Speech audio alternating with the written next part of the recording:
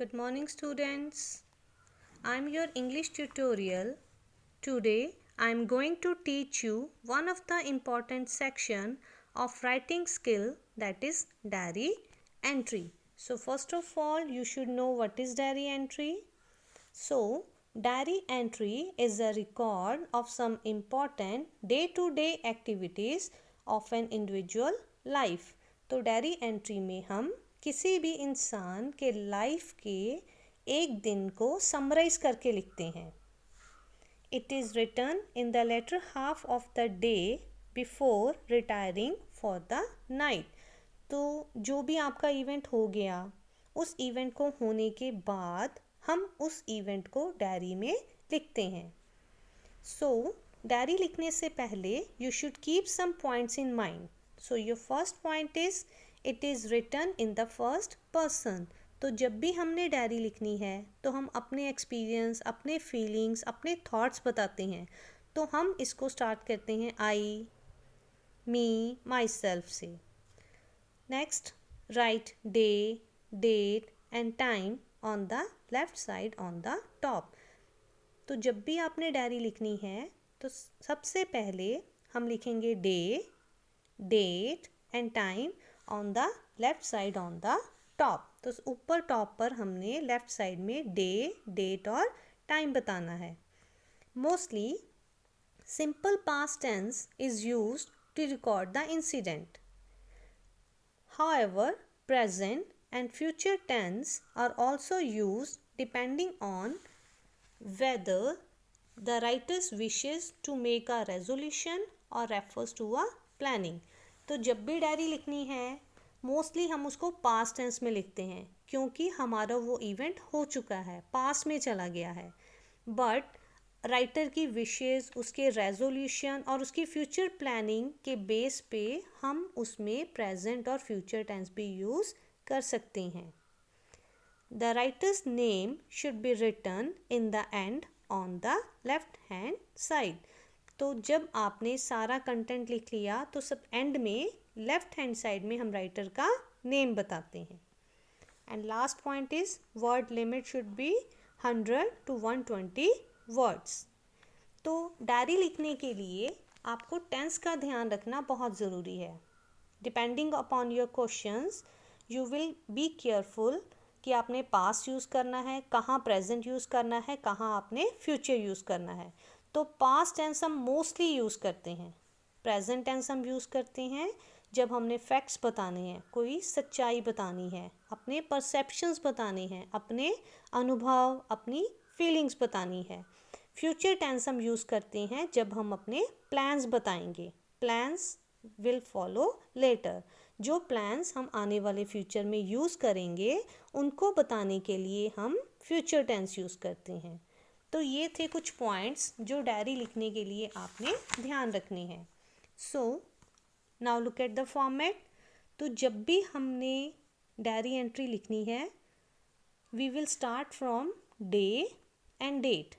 तो सबसे पहले हम लिखेंगे डे, उसके बाद हम डालेंगे date. Suppose today is Monday, today date is 18th May.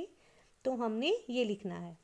Then time, time में be at 8 PM, 9 PM, 9:30 PM. यहाँ पर कुछ बच्चे AM लिख देते हैं. AM नहीं लिखेंगे, वी विल राइट PM क्योंकि इवेंट होने के बाद लिखेंगे हम. Next is salutation. यहाँ पर हम लिखेंगे dear diary and we will leave a gap here. यहाँ पे एक लाइन का गैप छोड़ना है. Why do we write dear diary here? Because जब हम डायरी एंट्री लिख रहे हैं तो इस तरह से लिख रहे हैं that you are telling your things to the diary. Diary is acting like your friend. तो हम फ्रेंड को डियर कह के बुलाते हैं, इसलिए हम लिखेंगे डियर डायरी. उसके बाद आ जाएगा हमारा कंटेंट. तो कंटेंट में हम 4 पार्ट्स में डिवाइड कर सकते हैं. First one is introduction. Introduction में हम बताते हैं अपने डे के बारे में, अपने मूड के बारे में. अगर आपका इवेंट हैप्पी मूड का है तो हम बताएंगे it was the happiest day. अगर आप सैड हो तो आप अपने सैड मूड के बारे में बताएंगे. Next we will write the event और इंसिडेंट. वो इवेंट क्या था, क्या हुआ, आप पूरा इवेंट बताएंगे अपना. Next will be affect of incident on the future plan. उस इंसिडेंट्स को लेकर आपके फ्यूचर प्लान पे क्या अफेक्ट है, आप आगे फ्यूचर में क्या करना चाहते हो. And at the last we will write conclusion. ये दोनों पॉइंट्स हम फ्यूचर टेंस में लिख सकते हैं. And at the end we use name.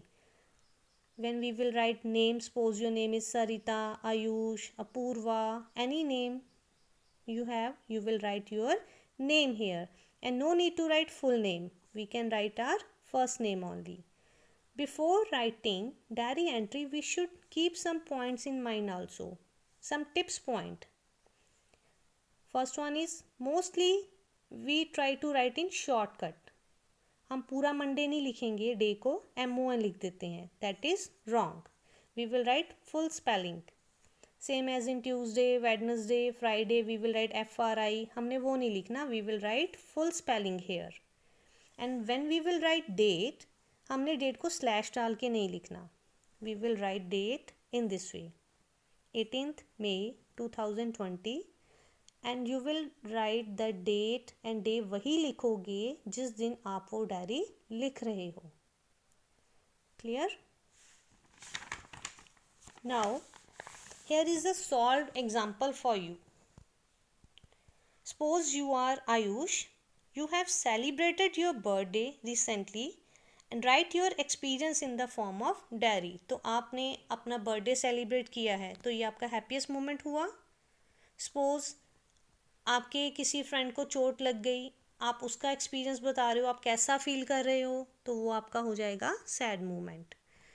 तो जब हमने डायरी लिखी, we will start from here Monday, on left hand side date, then we will put time, we will write dear diary and we will leave a space. Now this is the content. Today was my 14th birthday. My parents took all my friends and me for a picnic to celebrate my birthday. तो आज आपका 14th birthday था. आपके parents आपको और आपके friends को लेके गए आपका बर्थडे सेलिब्रेट करने के लिए पिकनिक पर. They made all possible efforts to make it really a memorable day for all of us. तो उन्होंने आपके लिए सारे पॉसिबल एफर्ट्स किए कि आपका वो दिन मेमोरेबल बन सके. My friends reached my home at 9 AM and soon we left for the picnic spot. तो आपके फ्रेंड्स आपके घर 9 o'clock आ गए और आप पिकनिक स्पॉट के लिए चले गए. तो इन सेंटेंसेस में आप ध्यान से देखो, made, reached, left, we use verb second form in this sentence, क्योंकि ये इवेंट आपका हो चुका है तो हमने उसको सिंपल पास्ट में लिखा है. We enjoy delicious food, exciting games and lovely return gifts.